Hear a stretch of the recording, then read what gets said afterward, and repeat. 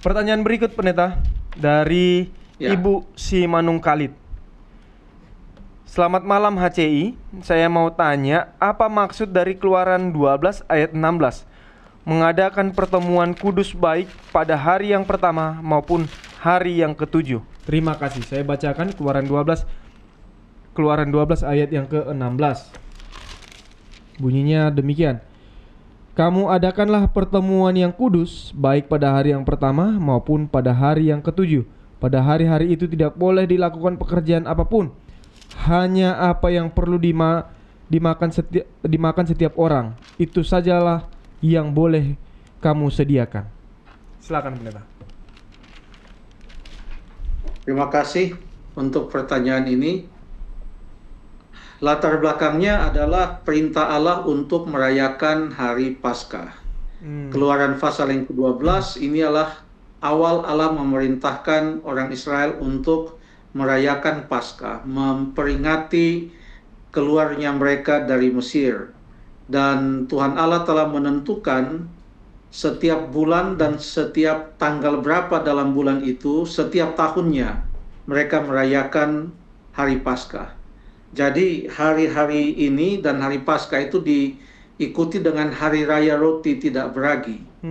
Dan itu kurang lebih 1 minggu, di mana pada hari yang pertama, lalu kemudian hari yang ketujuh, dari 1 minggu hari raya roti tidak beragi, yang dirayakan setiap tahun, bukan setiap minggu, setiap pekan. Yang dirayakan setiap tahun, itulah yang dirayakan dan bagaimana mereka merayakan hari raya tersebut.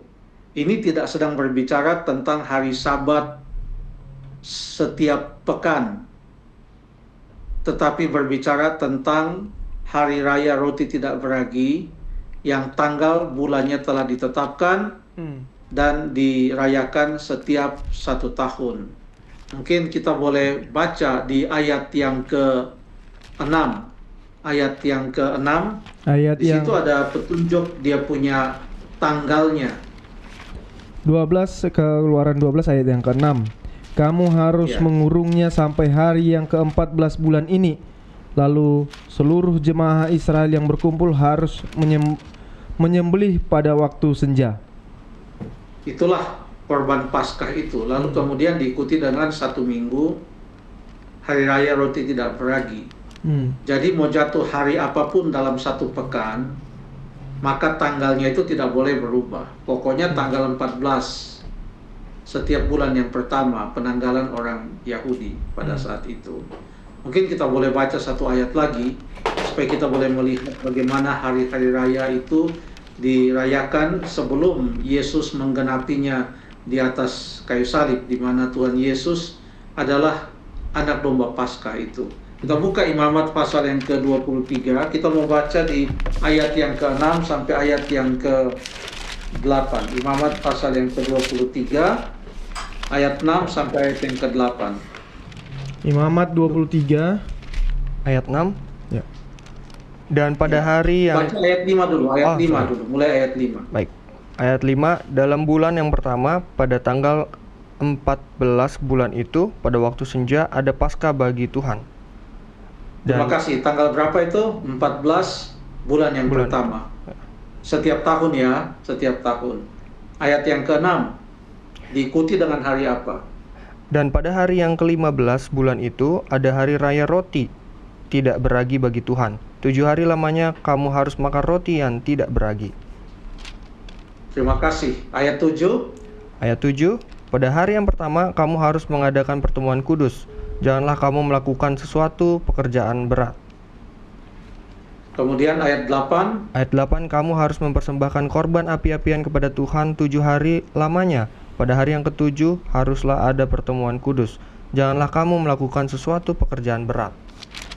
Jadi hari pertama ada pertemuan kudus. Itu hari pertama dari 7 hari raya roti tidak beragi itu jatuhnya tanggal 15, keesokan hari dari hari Paskah. Jadi tanggal 15 itu adalah hari yang pertama dari hari raya roti tidak beragi selama 1 minggu, 7 hari. Lalu hari yang ke-7 juga mereka mengadakan pertemuan kudus. Dan setiap harinya dikatakan dalam ayat yang ke-8 tadi, mereka harus mempersembahkan korban api-apian kepada Tuhan 7 hari lamanya. Ini terjadi apakah setiap bulan? Tidak. Apakah setiap minggu atau pekan? Tidak. Terjadi setiap tahun. Kapan setiap tahun? Ada tanggalnya. Harus pada tanggal itu. Dan ini dilakukan oleh orang Israel sebelum anak domba Paskah itu, Yesus Kristus, yang menggenapi semua yang dilambangkan oleh hari-hari raya tahunan tersebut. Sebelum Yesus menggenapinya di atas kayu salib. Inilah yang mereka lakukan. Terima kasih.